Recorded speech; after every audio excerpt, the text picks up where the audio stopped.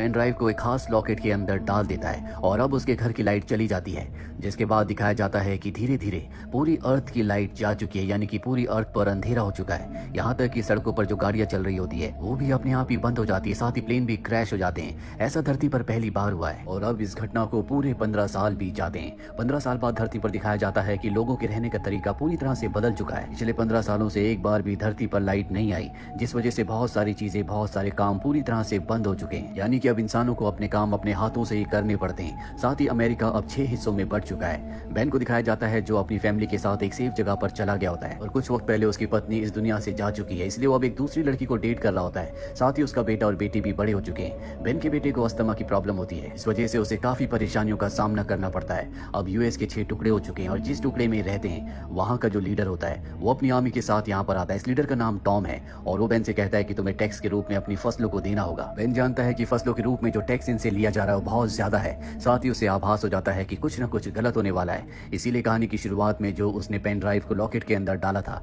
वो लॉकेट वो अपने दोस्त को देता है और कहता है कि किसी भी कीमत पर इस लॉकेट को किसी दूसरे इंसान के हाथ मत लगने देना। यहाँ पर जो टॉम होता है, जो इस पूरी मिलिट्री का कैप्टन है, वो कहता है कि तुम्हें मेरे साथ चलना होगा। बेन उसके साथ जा ही रहा होता है कि तभी उसका बेटा वहाँ पर क्रॉसबो लेकर आ जाता है और कहता है कि तुम मेरे डैड को नहीं ले जा सकते। हालांकि बेन अपने बेटे को समझाने की कोशिश करता है पर तब तक वो एक आदमी को क्रॉसबो से मार देता है, जिसके बाद आपस में इनकी लड़ाई होना शुरू हो जाती है। इस लड़ाई में टॉम के लोग कई लोगों को मार देते हैं। साथ ही वो बेन के बेटे को बंदी बनाकर अपने साथ ले जाते हैं। अब बेन भी बहुत बुरी तरह से जख्मी हो चुका है और जब उसकी बेटी उसके पास आती है वो देखती है कि उसके पिता आखिरी सांसें ले रहे हैं। बेन अपनी बेटी से कहता है कि तुम्हारे अंकल यानी कि मेरे भाई शिकागो में रहते हैं और वही हमारी आखिरी उम्मीद है, वही तुम्हारे भाई को वापस ला सकते हैं, क्योंकि तुम्हारे भाई को मिलिथिया के यानी कि टॉम और उसके लोग अपने साथ बंदी बनाकर ले गए हैं।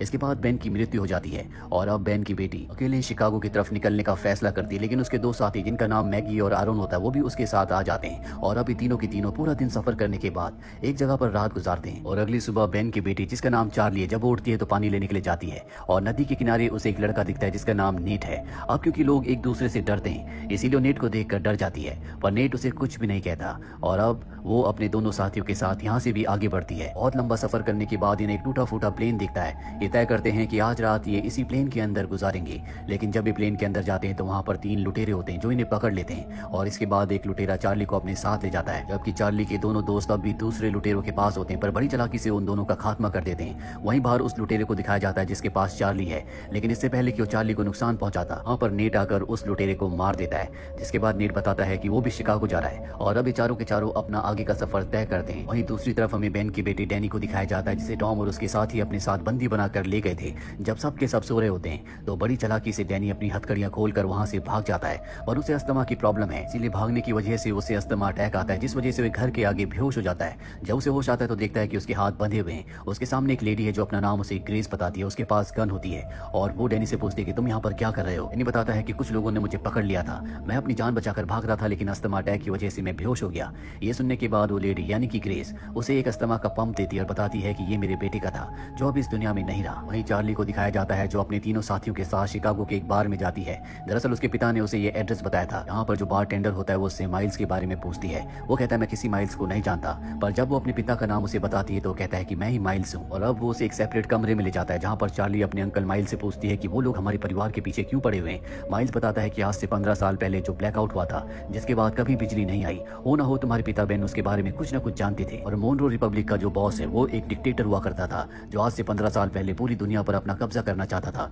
जिसके लिए उसे दुनिया के हर एक प्लेन, हर एक न्यूक्लियर बॉम्ब पर अपना कब्जा चाहिए था। और शायद हो सकता है कि उसी की वजह से ब्लैकआउट हुआ और तुम्हारे पिता कुछ न कुछ जानते थे, इसीलिए वो तुम्हारे पिता और तुम्हारे परिवार के पीछे पड़े हुए हैं। चार्ली चाहती है कि उसके अंकल माइल्स उसका साथ दे, लेकिन वो साफ साफ मना कर देते हैं। चार्ली गुस्से में यहाँ से जाने लगती है, तभी उसका साथी नेट उसके अंकल से लड़ने के लिए जाता है, पर नेट उसका हाथ पकड़कर उसके हाथ में एक टैटू दिखाता है जो उसी ग्रुप यानी कि मोनरो ग्रुप का होता है, यानी कि वो भी मोनरो ग्रुप का हिस्सा है। दरअसल नेट का पूरा सच सामने आ चुका हो, जानबूझकर इनके ग्रुप में शामिल हुआ था ताकि वो माइल्स की लोकेशन का पता लगा सके। मोनरो ग्रुप किसी भी कीमत पर माइल्स को हासिल करना चाहता है और अब जब नेट की पूरी सच्चाई सामने आ चुकी है तो सबको वो अपने एरो के पॉइंट पर लेकर वहां से निकल जाता है। अब सब चाहते हैं कि माइल्स यहाँ से चला जाए, लेकिन माइल्स यहाँ से जाने से मना करता है और कहता है कि वो मोनरो ग्रुप का अकेले सामना कर सकता है। चार्ली और उसके साथी उसका साथ देने के लिए तैयार हो जाते हैं, लेकिन माइल्स नहीं चाहता कि उसका कोई भी साथ दे, इसीलिए सबको गुस्से से यहाँ से जाने के लिए कहता है। सबके सब चले जाते हैं और अब नेट मोनरो ग्रुप के बहुत सारे लोगों के साथ यहाँ पर आ जाता है, लेकिन माइल्स उन सबका सामना करता है, बहुत सारे लोगों को मार देता है। चार्ली भी अपने दोनों साथियों के साथ यहाँ पर अपने अंकल माइल्स की मदद करने के लिए पहुंच जाती है और वो मोनरो ग्रुप के ऊपर हमला कर देती है। पर एक पल ऐसा आता है है कि मॉनरो ग्रुप का एक आदमी चार्ली को मारने वाला होता है, लेकिन तभी वहाँ पर नेता आकर अपने साथी को मार देता है। माइल्स इनके कैप्टन को मार देता है, जिससे लड़ाई खत्म हो जाती है और अब माइल्स तय करता है कि वो चार्ली के साथ उसके भाई को यानी कि डैनी को ढूंढने के लिए जाएगा। वहीं उस घर में जिस घर में डैनी छुपा हुआ है, मॉनरो ग्रुप का कैप्टन टॉम अपने साथियों के साथ पहुंच जाता है। वो ग्रेस से पूछता है कि डैनी कहाँ है। हालांकि ग्रेस बताना नहीं चाहती, लेकिन जब वो उसे जान से मारने की धमकी देता है तो उसे रास्ते से हटना पड़ता है। इसके बाद टॉम अपने साथियों के साथ ऊपर जाकर डैनी को एक बार फिर से बंदी बनाकर ले जाता है और अब इन सब के जाने के बाद ग्रेस बेसमेंट में जाती है। उसके पास एक लॉकेट होता है जिसका बटन दबाते ही यहाँ पर लाइट जल जाती है। ये लॉकेट हुबहू उसी लॉकेट की तरह होता है जो चार्ली के पिता बेन ने अपने दोस्त को दिया था, जो कि इस वक्त चार्ली के साथ है। और अब इस लॉकेट को वो अपने कंप्यूटर सिस्टम से अटैच करके किसी से चैट करती है। जिससे वो चैट कर रही होती है, उसे खुशी होती है कि टॉम और उसके लोगों को इनके बारे में कुछ भी पता नहीं चला। वहीं में माइल्स को दिखाया जाता है जो चार्ली और दोनों साथियों के साथ आगे बढ़ रहा होता है। दरअसल वो अपनी साथी नोरा को ढूंढ रहा है, जो कि विस्फोटक बनाने में बहुत माहिर है। और उसे पता चलता है कि उसे भी टॉम के ग्रुप ने यानी कि मिलिथिया ने बंदी बनाकर अपने पास रखा हुआ है और अब माइल्स किसी भी कीमत पर नोरा को, जो कि उसकी दोस्त है, उसे आजाद करवाना चाहता है। चार्ली और उसके दोनों साथियों को कहता है कि मैं 2 हफ्तों के बाद तुम्हें इंडियाना में मिलूंगा, तब तक हमारे रास्ते अलग होते हैं। और वो यहाँ से निकल जाता है। पर जब सुबह चार्ली के दोनों साथियों की आंख खुलती है तो देखते हैं कि चार्ली भी जा चुकी है, यानी कि वो भी अपने अंकल माइल्स के पीछे उनकी मदद करने के लिए निकल चुकी है। चार्ली का साथी आरोन, जो दरअसल उसके पिता बेन का दोस्त था, जिसे बेन ने यानी कि चार्ली के पिता ने वो लॉकेट दिया था जिसमें पेन ड्राइव है, वो अपनी साथी मैगी को बताता है कि बेन ने जब मुझे लॉकेट दिया था तो उसने कहा था कि ये लॉकेट मुझे एक लेडी के पास लेकर जाना है जिसका नाम ग्रेस है। आरोन कहता है कि हो ना हो ग्रेस के पास पहुंचने के बाद हमें ये पता लग सकता है कि अर्थ पर इलेक्ट्रिसिटी वापस कैसे आएगी, इसीलिए ग्रेस को ढूंढने के लिए निकल पड़ते हैं। वहीं हमें मिलिथिया के अड्डे पर दिखाया जाता है जहां पर मॉरोन होता है, जो कि इन सब का लीडर है। वो एक लेडी के पास जाता है और ये लेडी और कोई नहीं बल्कि चार्ली और डैनी की मॉम है, यानी बेन की पत्नी। मॉनरो से बताता है कि बेन की मृत्यु हो चुकी है, जिससे उसे बहुत दुख होता है। दरअसल बेन को ये लगता था कि उसकी पत्नी की मृत्यु हो चुकी है, लेकिन वो अब भी जिंदा है। वहीं चार्ली को दिखाया जाता है जो अपने अंकल का यानी कि माइल्स का पीछा करते हुए उस तक पहुंच जाती है और कहती है कि मैं भी तुम्हारे साथ आऊंगी। हालांकि माइल्स उसे अपने साथ नहीं ले जाना चाहता, लेकिन वो कहती है कि मेरे भाई को अस्थमा का अटैक आता है, उसे मेरी जरूरत है। माइल्स उसे अपने साथ आगे लेकर जाता है, जहां पर ये देखते हैं कि बहुत सारे लोग एक हेलीकॉप्टर को खींच रहे होते हैं, जिससे इन्हें पता चल जाता है कि मिलिथिया ग्रुप के लोगों को यानी कि मॉनरो, जो कि उनका लीडर है, उसे अब भी यकीन है कि इलेक्ट्रिसिटी वापस आएगी और उस दिन के लिए वो सारी इलेक्ट्रॉनिक्स की चीजों को, हथियारों को इकट्ठा कर रहा है। माइल्स यहाँ पर देखता है कि नोरा भी इन्हीं में से एक है जिसे वो छुड़ाने के लिए यहाँ पर आया है, लेकिन यहाँ पर बहुत सिक्योरिटी होती है, गार्ड्स के पास बहुत ही खतरनाक हथियार होते हैं। इसीलिए रात को जब सब के सब सो रहे होते हैं तो वो अपनी नीज चार्ली के साथ प्लान बनाता है। चार्ली गार्ड्स को डिस्ट्रैक्ट कर दी और माइल्स बड़ी चालाकी से नोरा को छुड़ा कर ले जाता है, लेकिन इस बात से नोरा खुश नहीं होती। दरअसल जानबूझकर वो बंदी बनी थी, उसे तो उन गार्ड्स की गन चाहिए थी जो कि बहुत ही खतरनाक है। ये वो वक्त होता है जब आम इंसान गन्स नहीं रख सकते। माइल्स नोरा से कहता है कि मैं किसी भी कीमत पर डैनी को बचाना चाहता हूँ, जो कि मेरे भाई का बेटा है, और इसके लिए मुझे तुम्हारी मदद की जरूरत है।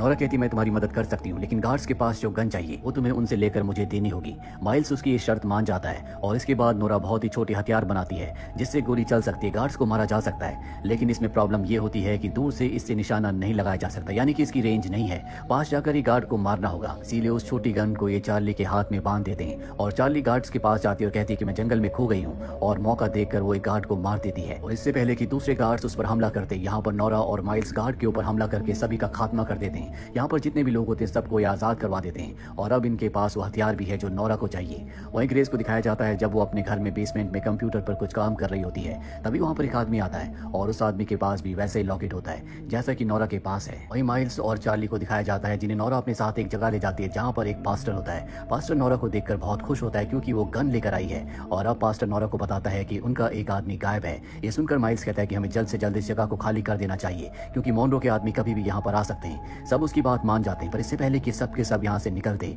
मॉनरो का कैप्टन एडम अपनी पूरी टीम के साथ यहाँ पर पहुंच जाता है जो बाहर से इन्हें घेर लेते हैं। माइल्स अपने स्नाइपर को ऊपर भेजता है क्योंकि मॉनरो के कैप्टन एडम के कई लोगों को निशाना बनाता है, वो उन्हें बाहर ही रोकता है। वहीं अंदर दिखाया जाता है कि ये सब के सब दीवार से सुरंग बनाकर यहाँ से निकलना चाहते हैं। ऊपर की दीवार ढह जाती है जिससे इनका प्लान फेल हो जाता है, साथ ही ऊपर जो इनका स्नाइपर होता है उसकी भी मृत्यु हो जाती है। कैप्टन एडम अपने आदमियों के साथ अंदर आ जाता है, लेकिन माइल्स बहुत अच्छा फाइटर है इसलिए बहुत सारे लोगों को मार देता है और साथ ही कैप्टन एडम को तलवार की नोक पर बंदी बनाकर दूसरे कमरे में ले जाता है। यहाँ पर कैप्टन एडम माइल्स को पहले से जानता है क्योंकि आज से 15 साल पहले जब पहली बार ब्लैकआउट हुआ था तो माइल्स अपने भाई को ढूंढने के लिए शिकागो आया था। उस वक्त माइल्स के साथ उसका सबसे अच्छा दोस्त भी था और वो और कोई नहीं बल्कि मॉनरो है जो कि मिलिथिया ग्रुप का लीडर है। और जब ये दोनों के दोनों बेन को ढूंढ रहे थे तभी इन्होंने देखा था कि 2 लोग एक आदमी को मार रहे हैं। इसके बाद माइल्स ने उस आदमी को बचाया था और वो आदमी और कोई नहीं बल्कि कैप्टन एडम था, इसीलिए कैप्टन एडम के दिल में माइल्स के लिए इज्जत होती है। चार्ली यहाँ पर कैप्टन एडम से पूछती है कि तुम माइल्स को पहले से कैसे जानते हो। बताता है कि मॉनरो का सबसे खास आदमी कभी माइल्स ही हुआ करता था, उसी ने उसके सभी लोगों को ट्रेनिंग दी है और अब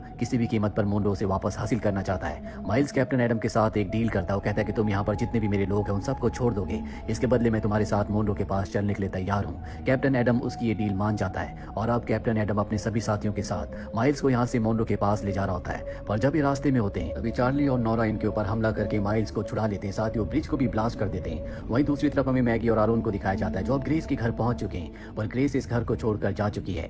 आरोन का ये दावा होता है कि पहले वो गूगल में काम किया करता था, इसीलिए उसे कंप्यूटर के बारे में बहुत कुछ पता है। और अब ये नीचे बेसमेंट में जाते हैं, यहाँ पर इन्हें कंप्यूटर के पार्ट्स मिलते हैं जिनसे इन्हें पता चलता है कि इस कंप्यूटर को अभी कुछ ही वक्त पहले बनाया गया था, यानी कि यहाँ पर इलेक्ट्रिसिटी थी। और इसके बाद आरोन यहाँ पर सर्च करना शुरू करता है, पर कई घंटों के बाद भी उसे कुछ नहीं मिलता। इसके बाद जब वो ऊपर आता है तो उसका वो लॉकेट जो कि उसे बेन ने दिया था वो अपने आप ही चमकना शुरू हो जाता है, यानी कि उसमें लाइट जल जाती है। साथ ही हेडफोन में गाना बजना शुरू हो जाता है, यानी कि इस घर में कुछ ऐसा है जो लॉकेट से कनेक्ट होता है और यहाँ पर इलेक्ट्रिसिटी आ जाती है। यहाँ मैगी के पास जो उसका पुराना आईफोन होता है वो भी आज कई सालों के बाद अपने आप ही ऑन हो जाता है और वो अपने दोनों बच्चों की फोटो कई सालों के बाद देखती है। और इसी के साथ ही वेब सीरीज यहीं पर खत्म हो जाती है।